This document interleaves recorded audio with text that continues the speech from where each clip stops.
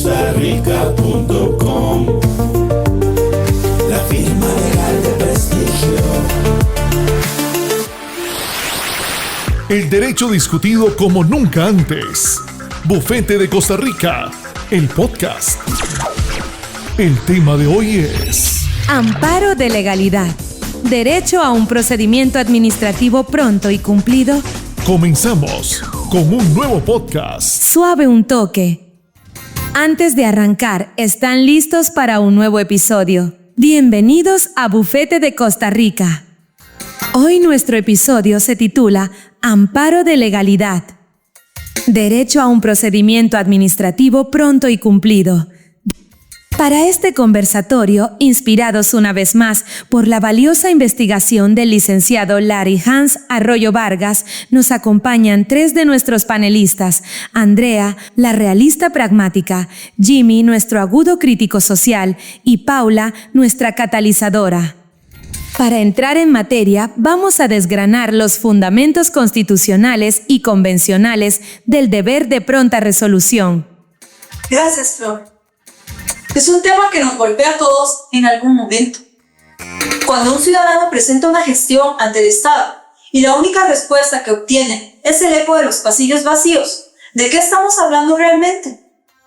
Es una simple falla de eficiencia, un cuello de botella burocrático, o estamos frente a algo mucho más grave. Andrea, desde tu visión pragmática, ¿cómo se siente esto en la calle? Se siente como un muro. En la práctica es una falla sistémica que tiene consecuencias devastadoras, aunque las excusas sean la falta de personal, sistemas anticuados o expedientes perdidos en una bodega. El resultado tangible para la persona es que su vida se detiene. Un negocio que no puede abrir, una pensión que no se resuelve, una construcción paralizada. La lentitud administrativa no es un abstracto jurídico, es un costo real en tiempo y dinero que se le impone al ciudadano, y esa falla práctica se convierte inevitablemente en la violación de un derecho. Y yo iría más allá, Andrea. No siempre es una falla.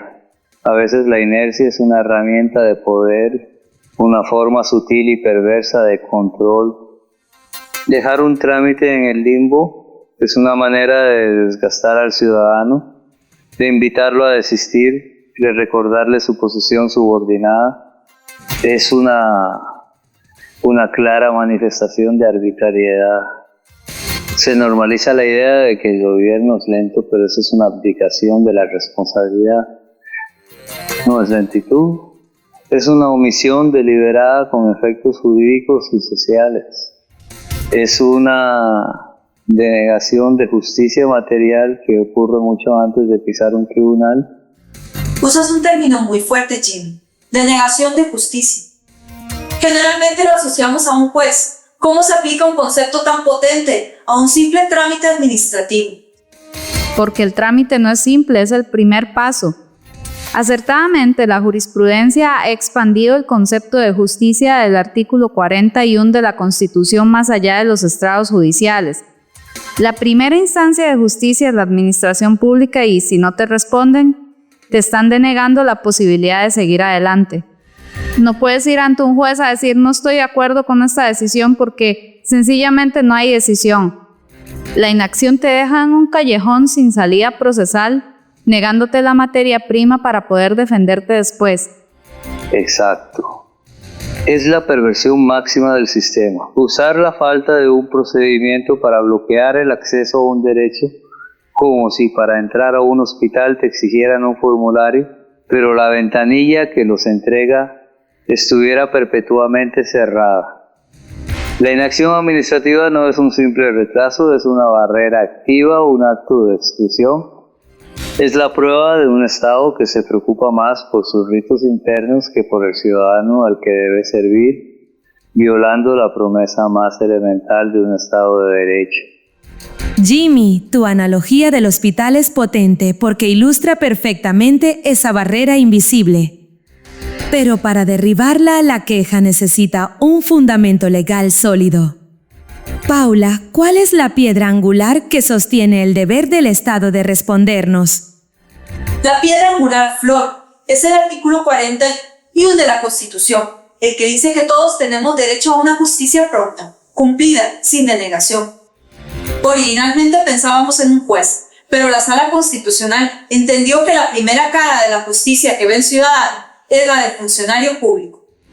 Y eso es clave, porque si esa ventanilla no te da respuesta en la práctica, te está denegando justicia material. Te impide saber si tu derecho existe o no según el Estado y te bloquea la posibilidad de aceptarlo o de pelearlo. Es el primer portazo en la cara. No puedes ir a un tribunal a impugnar un quizás o un déjeme ver. Necesitas un sí o un no para poder actuar. La inacción es en efecto una denegación. Es que la conexión es directa. La falta de un acto final te deja en un estado de indefensión total. La promesa constitucional de justicia pronta se traduce en sede administrativa en un deber ineludible de resolver. Un atraso no es un simple descuido, es una violación continuada al artículo 41 que te priva de la certeza jurídica que la propia Constitución te garantiza.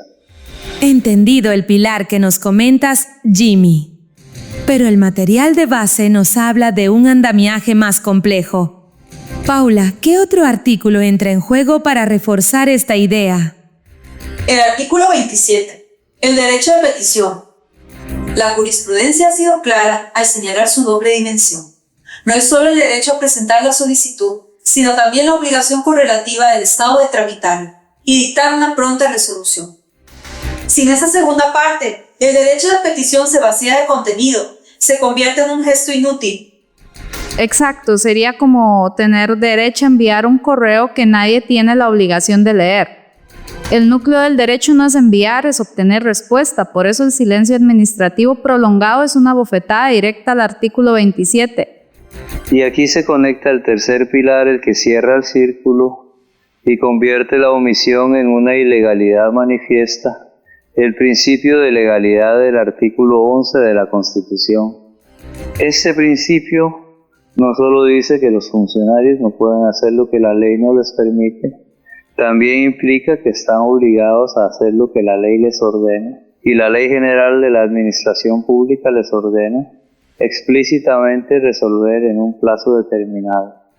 Entonces, Andrea, no resolver no es una opción para el funcionario. No es discrecional. No puede decir, estoy muy ocupado y archivar el asunto.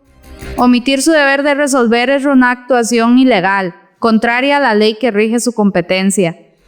Cuando juntas el derecho del ciudadano a pedir y obtener respuesta con el deber inquebrantable del funcionario de resolver, tienes un mandato constitucional y legal blindado. Y este blindaje no se queda solo en nuestras fronteras, ¿verdad? Jimmy, ¿cómo juega el derecho internacional en esto? Juega un papel fundamental, Flor, a través del bloque de convencionalidad. La Convención Americana sobre Derechos Humanos aporta dos artículos vitales.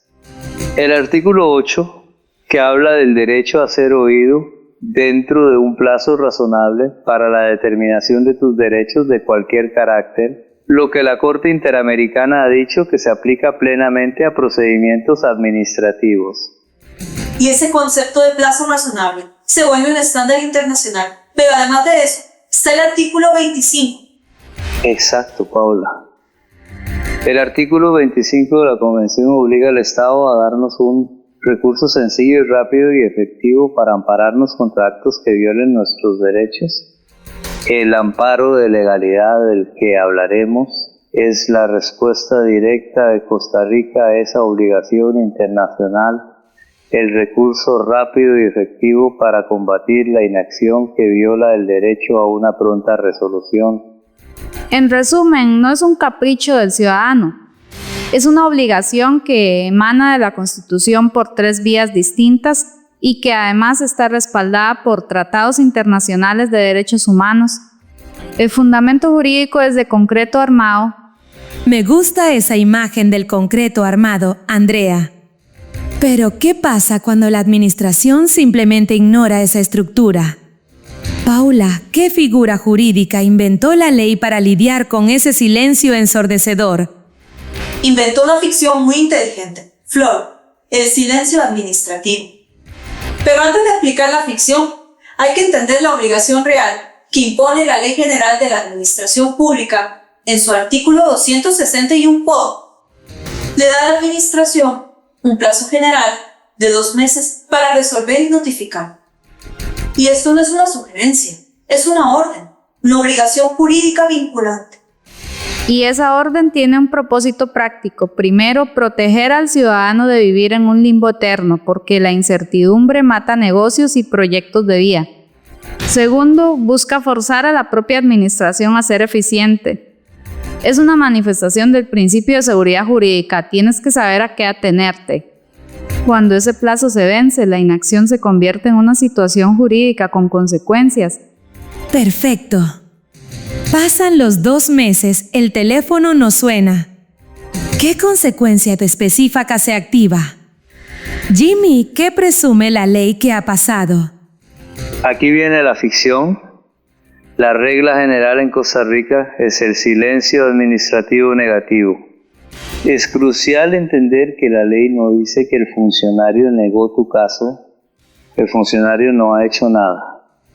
Es una ficción jurídica, una herramienta procesal que te permite a ti como ciudadano dar por denegada tu petición para poder seguir adelante y demandar. Exacto. Su propósito es puramente habilitante. Es la ley dándote una llave para salir de esa habitación donde te tiene encerrado la administración y así poder abrir la siguiente puerta, la del proceso contencioso administrativo. Te permite escapar de la parálisis. Entiendo, es una herramienta para el ciudadano. Andrea, estoy obligada a usar esa llave. Es decir, si pasan los 2 meses, ¿tengo que darlo por negado sí o sí? No, y esa es otra genialidad del sistema porque es optativo. Como administrado tienes una decisión estratégica. A, te acoges al silencio negativo y demandas, o B, decides esperar una resolución de fondo, quizás favorable. Esta flexibilidad es valiosa. Y un punto clave, aunque te acojas al silencio, la obligación de la administración de resolver no desaparece, sigue existiendo. Entendido el silencio negativo como la regla. Pero, ¿existe el caso contrario? ¿Puede el silencio alguna vez significar un sí? Sí, pero es la excepción de la excepción, el silencio administrativo positivo. A diferencia del negativo, este sí tiene efectos sustantivos. No es una ficción para demandar, es una ficción que crea un derecho, presumiendo que tu solicitud fue aprobada. Pero ojo, su aplicación es sumamente restringida y por buenas razones. Solo opera cuando una ley expresamente lo dice o en casos específicos de autorizaciones y permisos como sanción a la ineficiencia del Estado. Sin embargo, la propia jurisprudencia le ha puesto frenos para proteger el interés público. No puedes obtener por silencio positivo un permiso para construir en un parque nacional, por ejemplo.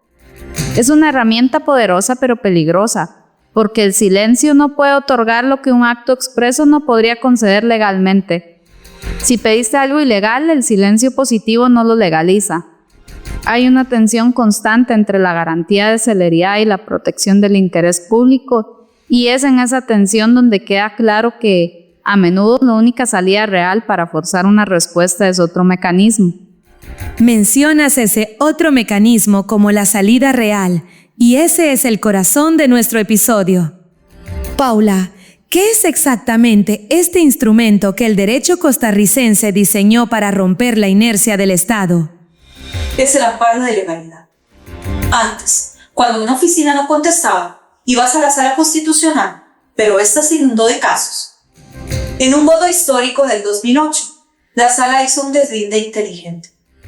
Dijo, verificar si se cumplió un plazo de 2 meses es un tema de legalidad ordinario, no necesariamente fundamental. Y con eso le pasó la batuta a la jurisdicción contencioso-administrativa, creando este proceso especializado. Y esa especialización es crucial. Permite que la Sala Constitucional se enfoque en las violaciones más graves y que un tribunal especializado controle el cumplimiento de los plazos. El amparo constitucional es un martillo, el amparo de legalidad es la llave inglesa de precisión. Me gusta la analogía de la caja de herramientas. Andrea, desde un punto de vista práctico, ¿cuál es el objeto de este amparo de legalidad? ¿Qué le pido exactamente al juez? Le pides una sola cosa: que le ordene a la administración que haga su trabajo. El juez del amparo de legalidad no va a entrar al fondo de tu solicitud original, su labor es mucho más focalizada. ¿Y qué es lo que verifica entonces? Verifica 3 cosas muy simples y formales. Primero, presentó usted una gestión formal. Tienes que probarlo con el documento sellado. Segundo, pasó el plazo legal para resolver. Lo pruebas con las fechas. Y tercero, ¿le han notificado una resolución expresa? Si la respuesta a las 2 primeras es sí y a la tercera es no, el amparo de legalidad procede. Por eso lo llamo el desatascador procesal. Su naturaleza es ser un proceso preferente y sumario, cuya única misión es obligar, compeler, forzar a la administración a tomar una decisión, la que sea. Pone fin a la inercia. Suena bastante directo. Paula, ¿cuáles son los requisitos para poder presentarlo? Los requisitos son los mismos que el juez va a verificar. Primero, tienes que haber hecho el reclamo administrativo previo. No puedes saltarte ese paso. Segundo, el plazo legal debe haber vencido. Con esas 2 pruebas, la puerta del amparo de legalidad se abre. Y una vez que el juez me da la razón, ¿qué efectos tiene esa sentencia, Andrea? ¿Qué le dice el tribunal a la administración? La sentencia es un golpe de autoridad con 3 partes claras. Primero, declara que la entidad violó tu derecho. Segundo, y lo más importante, le ordena resolver tu gestión en un plazo nuevo, corto y perentorio, usualmente 15 días, y lo hace bajo una advertencia muy seria. Si no cumple, el funcionario responsable puede ser acusado del delito de desobediencia. Y falta la tercera parte, la que le duele al bolsillo del Estado. La sentencia condena en abstracto a pagarte las costas del juicio y los daños y perjuicios que la demora te causó, como el alquiler de un local que no pudiste usar esperando un permiso. Esa estructura es lo que le da dientes al amparo. No es un simple regaño, es una orden con amenaza penal y consecuencia económica. Es la fuerza del Poder Judicial recordándole al Ejecutivo que no está por encima de la ley. Paula, hablas de un mecanismo con dientes diseñado para hacer una solución rápida. Pero en la práctica, Andrea, ¿es el amparo de legalidad ese remedio expedito que la teoría nos vende? Ahí es donde la realidad muerde flor. Nos enfrentamos a la gran paradoja, el remedio contra la lentitud. Se ha vuelto lento. La expectativa de un recurso sencillo y rápido choca con la realidad de los plazos judiciales. Un proceso de amparo de legalidad que debería ser un trámite de semanas puede tardar 1 año o incluso más en tener una sentencia firme. Es el ciclo completo de la ineficiencia. El ciudadano espera meses a la administración, se cansa, acude al Poder Judicial y ahí tiene que esperar otro año. Luego a veces tiene que volver a esperar a que cumplan la orden. Se desnaturaliza el propósito, es como necesitar un amparo para el amparo. ¿Y por qué esa lentitud en el propio remedio? Paula, ¿dónde está el cuello de botella? Es multifactorial. Por un lado, la propia jurisdicción contencioso-administrativa está sobrecargada, lo que es un síntoma de qué tan enferma está la administración. Si todos tienen que recurrir al juez, el juzgado colapsa. Además, los propios procedimientos judiciales, aunque sumarios, tienen sus garantías y plazos que consumen tiempo. Y súmale la cultura del incumplimiento. En algunas áreas parece que presentar un amparo es parte del trámite estándar sin consecuencias reales para el jerarca que permite que su institución sea condenada una y otra vez. Frente a este panorama desalentador, ¿cuál sería la estrategia? Jimmy, ¿nos enfocamos en hacer los juicios más rápidos o el problema está en otro lado? Reformar el proceso judicial ayuda, pero es como ponerle una curita a una herida de bala. La verdadera estrategia debe ser la prevención.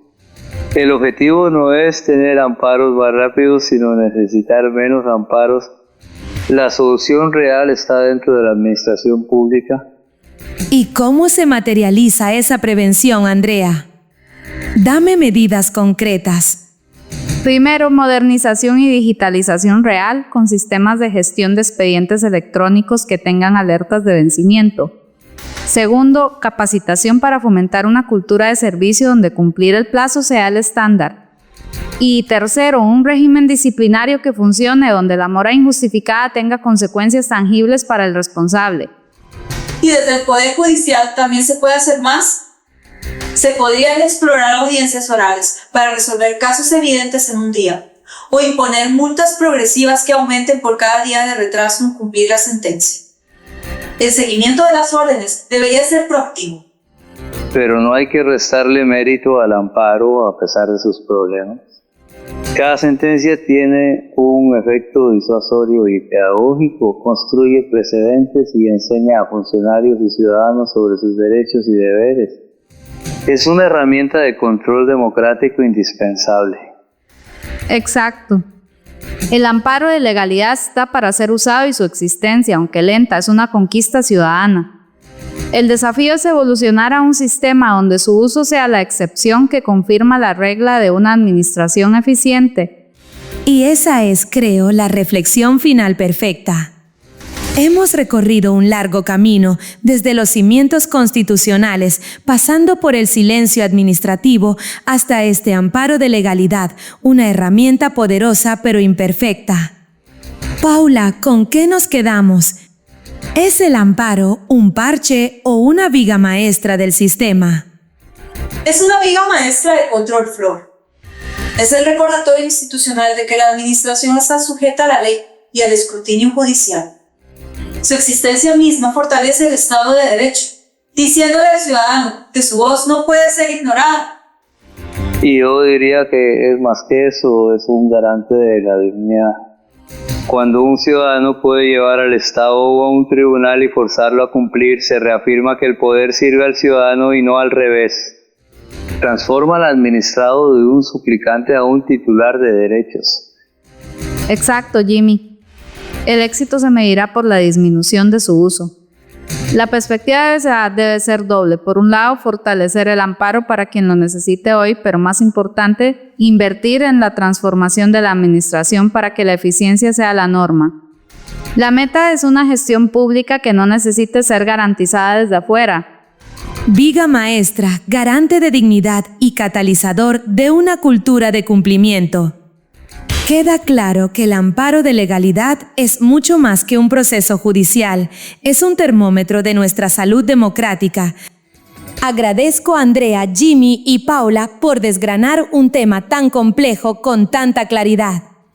No se vayan, porque justo ahora escucharemos la opinión en vivo del licenciado Arroyo, quien, como siempre, nos dará luz en medio de las tinieblas jurídicas. Y con ustedes, la opinión del licenciado Arroyo.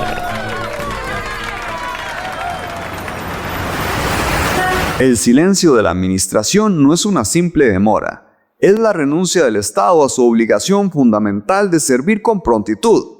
Conformarnos con que el amparo de legalidad sea la única vía para obtener una respuesta es aceptar un paliativo para una enfermedad sistémica. Es, en esencia, judicializar la ineficiencia. Hemos llegado a normalizar que la justicia deba forzar a la administración a cumplir con su deber más básico. El derecho a un procedimiento pronto y cumplido no es una concesión, es la piedra angular del Estado de Derecho. Cada expediente que duerme en un escritorio no es solo un trámite detenido, es un proyecto de vida, una inversión o un derecho puesto en una pausa injustificada. Nos hemos vuelto expertos en la litigación contra la parsimonia estatal, cuando deberíamos ser expertos en la construcción de una institucionalidad que no la permita. El verdadero debate, el que nos debe convocar como juristas y como ciudadanos, no es cómo ganar más amparos, es cómo podemos rearquitecturar el aparato público para que la celeridad sea su estado natural y no una excepción impuesta por una sentencia. La discusión de fondo debe trascender el caso concreto y el expediente individual. debe enfocarse en las estructuras, en los incentivos y en la cultura organizacional que perpetúan esta lentitud. No se trata de una cacería de brujas contra el funcionario público, sino de un llamado a la conciencia colectiva, un llamado a innovar en la gestión pública con la misma vehemencia con la que defendemos nuestros derechos en los tribunales. Necesitamos una visión de futuro, una que construya la Costa Rica del siglo XXII, una nación donde el silencio administrativo sea una reliquia impensable del pasado. Exijamos, por tanto, no solo sentencias que nos den la razón, sino un Estado que por diseño y por convicción nos dé respuestas. Un Estado que no necesite ser compelido para actuar porque su propia naturaleza es la diligencia y el servicio.